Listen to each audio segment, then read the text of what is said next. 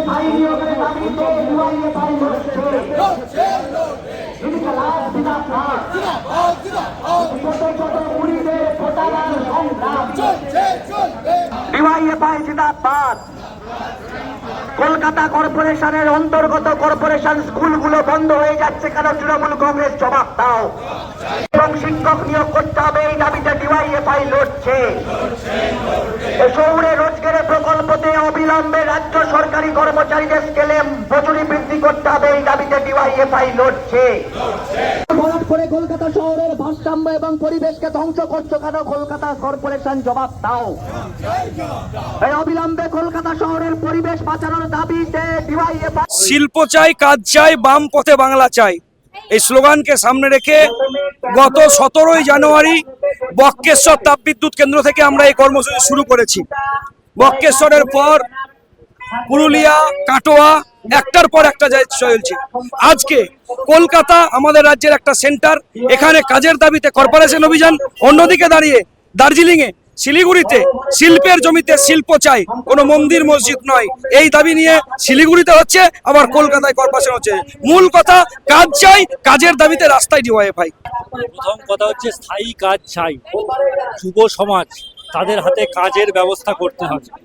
এখন শাসকই চাইছে যে অস্থায়ী কাজ থাক, মালিকের হাতে ক্ষমতা থাক।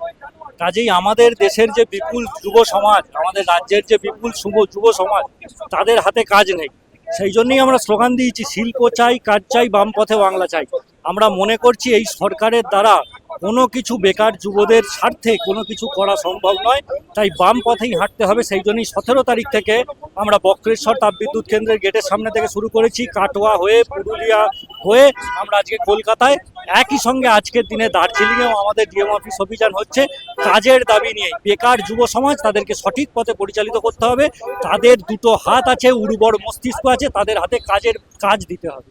প্রথম কথা হচ্ছে সরকারটাই তো দুর্নীতিগ্রস্ত সরকার। সরকারের ইনকামটাই হচ্ছে চুরি, লুট থেকে ইনকাম।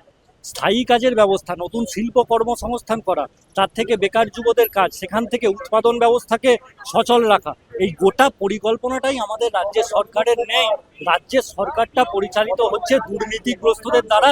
অতএব যেরকমভাবে চলার সেভাবেই চলছে, তাই এই সরকারটাকে বদল করতে হবে, এটাই হচ্ছে লক্ষ্য। ধারাবাহিকভাবে আমাদের কর্মসূচি করবে। 25-26 তারিখ মেদিনীপুরে প্রোগ্রাম আছে, 27 তারিখ বল্লভপুরের যে পেপার মিল, সেখান থেকে আমাদের খোলার দাবিতে সেখানে মিছিল আছে। 29 তারিখ হুগলিতে আছে, 28 তারিখ কোচবিহার আছে, 28-29 মুর্শিদাবাদ জেলায় আছে।